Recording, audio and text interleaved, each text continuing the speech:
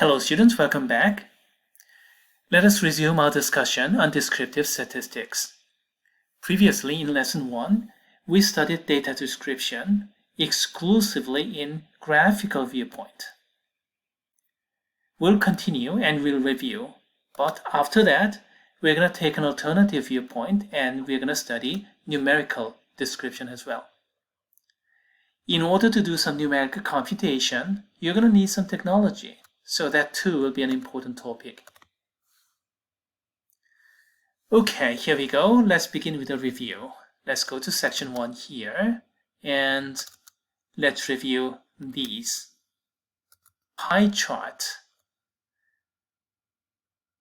We already studied it, so let me review it as quickly as possible. Suppose that we have 23 students in your class, and for example, 1 student earned an A, 6 students earned B, 10 students earned C, 4 students out of that 23 students earned D, and 2 students out of that 23 failed. And this pie chart explains that data distribution. Here, look at this orange sector here. That corresponds to B students, so there are total 23 students, and out of that total 23, 6 students earned B. So the ratio is 6:23. That is called the relative frequency. And the relative frequency corresponds to the area. So this orange sector is 6/23 of the area of the entire disk. How about this brown one? That's 10/23 of the area of the entire disk, and so on and so forth. So the relative frequency is about area. But then again, the area is proportional to the center angle here because the radius is all the same. Everything comes from the same circle, so radius is all the same. So the area is proportional to the center angle. So we can draw those using the center angle. For example, this purple one is going to be 4/23 of 360 degrees. That's how you can draw this. And of course, you can repeat all these. That's pie chart. Remember, frequency or relative frequency are about area. Next, bar chart. We have the grade A, B, C, D, and F, and then count the number of students. 1 student earned an A, 6 students earned B, 10 students earned C, and so on and so forth, and those correspond to the height of these bars. You can do the same thing with the relative frequency. Divide by 23, divide by 23, divide by 23, and then run it. Do you see any difference? In terms of the bars, no difference, because dividing everything by 23 is just a scaling, so you see nothing. Now, if you look at this label here, you'll see difference here. Relative frequency going from 0 to 0.44 or something like that. And here, frequency going from 0 to 10 maximum.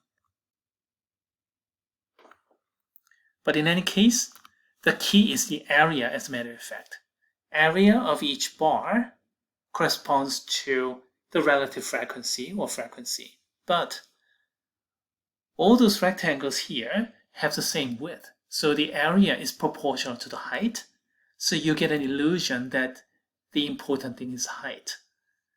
Well, it's a good way to draw this because height is easier to measure than area computation. So we use that. But as a matter of fact, in terms of theory, the important part is the area. Same goes here. In order to draw this kind of chart, center angle is more convenient.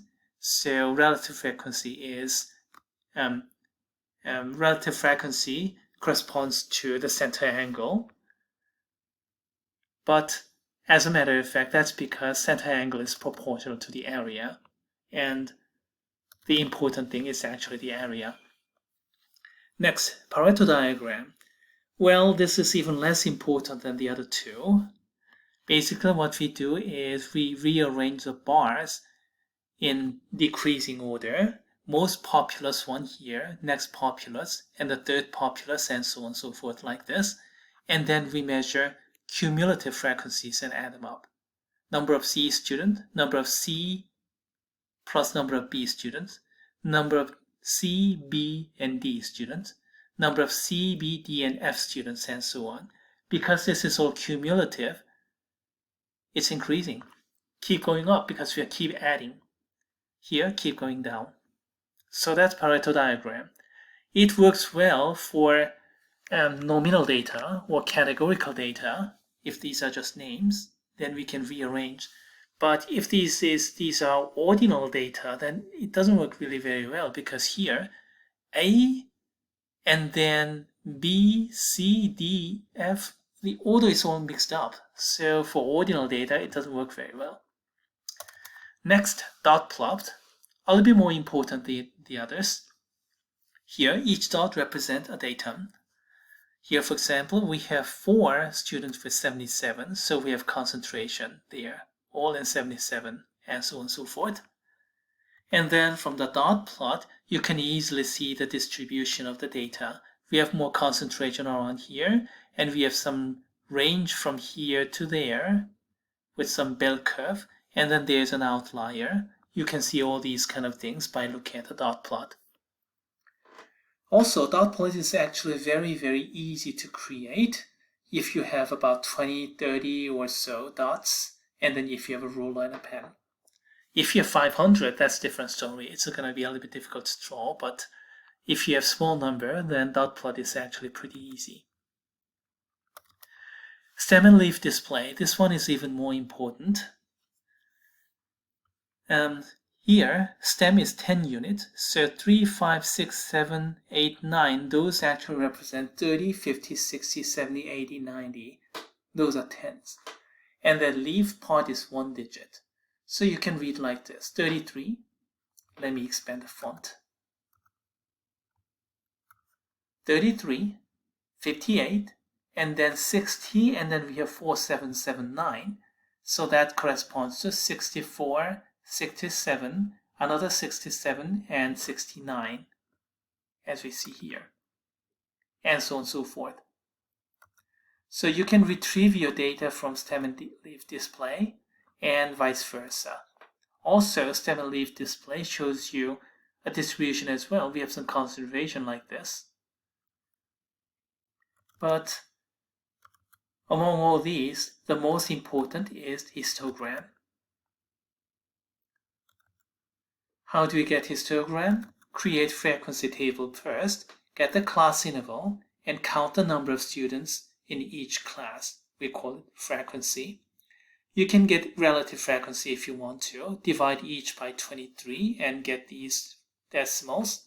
And then those are going to be the height of those rectangles. And we have this kind of picture. The width is 10. That's the size of the class interval. And the height corresponds to the frequency, the number of students in each category. Again, here, frequency or relative frequency correspond to actually the area. Area is the important one, but the width is all the same, so area is proportional to the height. So we can cheat and simply use the height. That's what standard histograms are all about. One of the advantages of histogram is it's not too difficult to change the class interval width. When you have 10, we have this. But if you are in a little bit more generous mood, and if you're on a curve so that more students get a little bit higher grade, then you can get it by 12.5, for example. Then you're going to get this distribution. 2 students now earned an A, and 12 students earned B, 7 students earned C, 1 student earned D, and so on. And then 1 student failed. Compared with previous grading, a little bit more generous. And then down here, if you go to 7.5, you're going to get this kind of distribution. So histogram is a little bit flexible. But the standard histogram consists of the intervals of same width, so that the area is proportional to the height, so you can use height instead of the area. Now, what if we have uneven class interval width? In that case, you really have to use the area. This is wrong. This is the right one. One student from 30 to 50, one student from 60 to 65. But according to this picture, this interval is more important than this interval. Doesn't make any sense. It should be the other way around. So the area corresponds to the number of students. So this is correct histogram. But this kind of advanced histogram is a little bit difficult to deal with. So my advice usually is don't do it unless you know what you're doing. When you're doing your own statistical research in your class project for some other course, whenever possible, try to get the class intervals of same width. Otherwise, you'll have to deal with this. You'll have to deal with this kind of advanced histograms and do some other things, and that's not going to be easy. So try to avoid it whenever possible, that is. But if you're given an advanced histogram, then you should understand that it is the area that is corresponding to the relative frequency. The next topic is the OGIF. And OGIF is kind of like Pareto diagram. We're going to get histogram and the line chart together. And the line chart is cumulative frequency. First we begin with 1, and then add the next frequency, 1 plus 0. Add 1 and get 2. Next we have 4, so add 4. Next we have 10, so add 10. So we keep adding, so this is keep increasing. Consequently, we're going to get this kind of picture. And the line part is keep increasing because that's cumulative frequency. And start from smallest number, or if you start from here, 0, and get to the total number. If you use relative frequency, start from the small case and then eventually lead up to 1. In any case, please note that the line chart part is keep increasing. That's the essence of OGIF.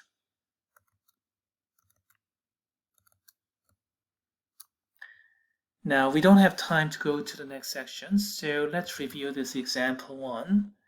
And this came from an electricity bill that I had in 2013 to 2014. And then I used this in a summer class and asked students to produce histograms. I'm afraid not a single student got it right. Everybody did it kind of like this, and everybody got 0 credit. This is not a histogram, this is a bar chart. Horizontally, we have to have class intervals. This is not a class interval. Vertically, we have to have frequency. That's not a frequency, so this is wrong. 0 credit. One way to handle it is like this. Get a class interval of width 250 and then count, so we get this kind of frequency, and then we end up with this histogram, and that's one way to handle it. If you get smaller class interval width, then you're going to get more rectangles. Here we have 5 rectangles, and that's bare bone minimum actually. If you have smaller than 5, if you have less than 5 rectangles, that's not good because it has something to do with section 2, 5 number summary, and that should be really the bare bone minimum, and histogram should be at least better than that. So it should be better than 5 number summary. So less than 5 rectangles, oh, that's no good. Lower than bare bone minimum, so that's not really good. Anyway, you can do various things like these, and that completes the review part. We're going to study section 2, numerical description, in a separate video.